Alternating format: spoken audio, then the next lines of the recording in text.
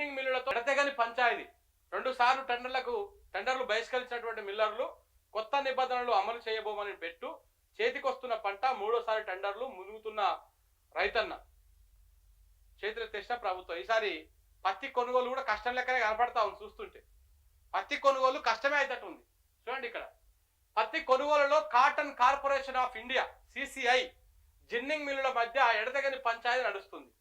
కొత్త నిబంధనలు అమలు చేయాల్సిందని CCI ఒత్తిడి తెస్తుండగా ససేమిరా అంటూ జిన్నింగ్ మిల్లులు యాజమాన్యాలు వాళ్ళు మొరబెట్టుకుంటున్నారంట, ఉడికేస్తున్నారంట. సుమారు నెల రోజులుగా ఈ పంచాయతీ నడుస్తూనే ఉన్నది. CCI నిబంధనలను వ్యతిరేకిస్తున్న మిల్లుల యాజమాన్యాలు 2 సార్లు టెండర్లలో పాల్గొనలేదు. దీంతో CCI మూడోసారి టెండర్లకు పిలిచింది. మరోవైపు పత్తి చేతికొస్తున్నది, మరొక వైపు మార్కెట్లో ధర లేక రైతులు ఇబ్బందులు పడుతా ఉన్నారు. CCI జిన్నింగ్ మిల్లుల మధ్య పంచాయతీని పరిష్కరించడంలో కాంగ్రెస్ సర్కార్ పూర్తిగా విఫలమైందనేటువంటి విమర్శలు కూడా వస్తా ఉన్నాయి. అక్టోబర్ 1 నుంచి రాష్ట్రంలో పత్తి కొనుగోళ్లు ప్రారంభమయ్యేలా చూడాలంటూ ఇటీవల మంత్రి తుమ్మల కేంద్రానికి ఒక లేఖ రాశారు. అయినప్పటికీ పరిస్థితి ఎక్కడ వేసిన గొంగలు అక్కడ లెక్కనే మారిపోయింది. CCI కొత్త నిబంధన. గతంలో పత్తి కొనుగోలులో అవకతవకలు జరిగాయనే ఆరోపణలతోటి ఏడాది CCI పలు కొత్త నిబంధనలు రూపొందించింది. ఇందులో భాగంగా లింట్ పర్సెంటేజ్ని పెంచింది. మిల్లులకు గ్రేడింగ్ ఇచ్చి L1, L2, L3గా విభజించింది. సదరు మిల్లులకు 15 కిలోమీటర్ల దూరంలో పత్తి మాత్రమే వచ్చేలా నిర్ణయించారు. దీంతో పాటు రైతులకు స్లాబ్ల బుకింగ్ విధానాన్ని కూడా అమలు చేస్తున్నారంట. ప్రతి జిన్నింగ్ మిల్లులో CC కెమెరా ఏర్పాటుతో పాటు 6 నెలల బ్యాకప్ ను CCIకి అప్పగింపాలని నిబంధనలు కూడా పెట్టినట్ట. అయితే కొన్ని నిబంధనల పైన జిన్నింగ్ మిల్లుల యాజమాన్యాలు తీవ్ర అభ్యంతరకరం వ్యక్తం చేస్తా ఉన్నాయి. అయితే కథ మొత్తం మారిపోతుంది.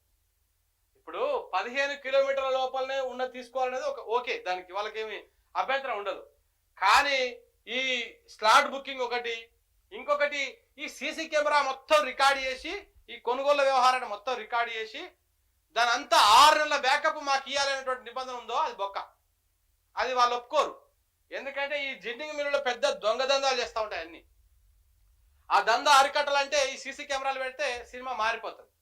సో కాబట్టి వాళ్ళ మిల్లులు ఎట్లా నడుస్తాయి, దానికోసం వాళ్ళు ఆ నిబంధనకు ఒప్పుకునేటువంటి అవకాశం ఉండదు.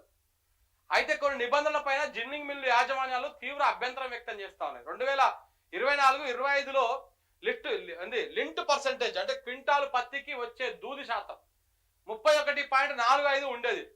దీన్ని ఈ ఏడాది 31.75కు పెంచిరంట. అంటే గింజ తీసేసి ఓన్లీ దూది పర్సెంటేజ్ ని ఈ నిబంధన వల్ల అర్బన్ ప్రాంతంలోని మిల్లులు నష్టపోతాయని, దూరాన్ని 60 నుంచి 70 కిలోమీటర్లకు పెంచాలని చెప్పేసి వాళ్ళు డిమాండ్ చేస్తున్నారంట. CCI అధికారులు పత్తి అమ్మకాల్లో రైతులకు స్లాబ్ బుకింగ్ విధానాన్ని అమల్లోకి తీసుకొచ్చారు. ఒకవేళ చదువురాని రైతులు నేరుగా మిల్లులకు వెళ్ళినా కొనుగోలు చేయాలని ఆదేశించారు.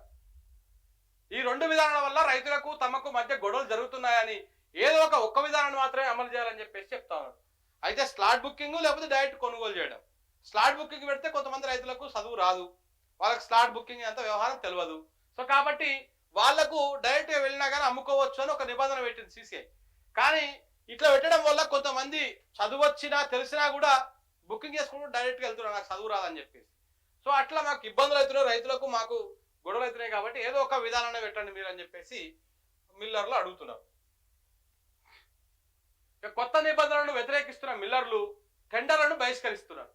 దీంతో 2 రోజుల క్రితం మళ్లీ టెండర్లకు పిలిచారు. నిబంధనలు సడలించకపోతే ఈ టెండర్లలో సైతం పాల్గొనబోమని జిన్నింగ్ మిల్లులు తెగేసి చెప్తా ఉన్నాయి. దేశవ్యాప్తంగా ఇప్పటికే జిన్నింగ్ మిల్లులు CCI మధ్య ఒప్పందాలు పూర్తి అయ్యాయి, కానీ తెలంగాణ, ఏపీలో మాత్రమే పెండింగ్ లో ఉన్నట్టు తెలిసింది. ఈ నేపథ్యంలో ఈ నెల 6వ తేదీ నుంచి కేంద్ర ప్రభుత్వం అధికారులు రాష్ట్రంలో పర్యటించనున్నట్టు సమాచారం. ఈలోగా రాష్ట్ర అధికారులు మిల్లర్లతో చర్చలు జరిపే అవకాశము ఉన్నట్టు తెలిసింది. ఒకవేళ మూడోసారి కూడా టెండర్లు విఫలమైతే పత్తి కొనుగోలు ఆలస్యమయ్యేటువంటి అవకాశం కనపడతా ఉంది. ఇదే జరిగితే పత్తి రైతులకు మరింత ఇబ్బందులు తప్పవనే ఆందోళన కూడా కనపడతా ఉంది. ఇప్పటికే చాలా చోట్ల పత్తి ఏరి పెట్టుకున్నారు అప్పుడే రైతులు. ఇప్పటికే రాష్ట్ర వ్యాప్తంగా మొదటి దశ పత్తి ఏరడం మొదలైంది. మరొక వైపు బహిరంగ మార్కెట్లో పత్తి ధర పలకపోవడంతో రైతులకు ఆందోళన కలిగిస్తున్నది. మద్దతు ధర 8,110 రూపాయలు ఉండగా మార్కెట్లో 6 నుంచి 7,000 మాత్రమే పోతుందంట. ఇలాంటి పరిస్థితుల్లో మద్దతు ధరకు పత్తిని కొనుగోలు చేసే కేంద్రాలు CCI ప్రారంభించాలని, కానీ ఆ ప్రక్రియ ఇంకా మొదటి దశలోనే ఉండడం ఆందోళనకరంగా మారింది. సో సిసిఐ కొనుగోలు ఆలస్యము అయితే సిసిఐ కొనుగోలు ఆలస్యం అయితే రైతులకు ఇబ్బందులు మరింత పెరగడం ఖాయంగా కనపడతా ఉంది. మన ప్రభుత్వం మాత్రం మొద్దు నిద్ర పోతా ఉంది. మరి వాళ్ళని సార్ట్అవుట్ చేస్తే బాగుంటుంది, లేకపోతే రైతులు ఇబ్బందులు పడతారు. ఒకవైపు ఏమో వరి కొనుగోళ్లలో అక్కడే ఇబ్బందులు ఉంటాయి ఈసారి తప్పకుండా. పోయినసారి మనం చూసినాం. ఇప్పుడు పత్తి కూడా అలాంటి పరిస్థితులే కనపడతా ఉంది. పత్తి కొనుగోలు ఎప్పుడు ప్రారంభం కానీ సిసిఐ పత్తి కొనుగోలు కేంద్రాలు నియమాలను సడలిస్తే టెండర్లలో పాల్గొంటామని కాటన్ మిల్లులు చెప్తా ఉంది. 3వ దఫా పిలిచినటువంటి సంస్థ. ఇప్పుడు చెప్పుకున్న ముచ్చటే ఈనాడు కూడా రాసింది.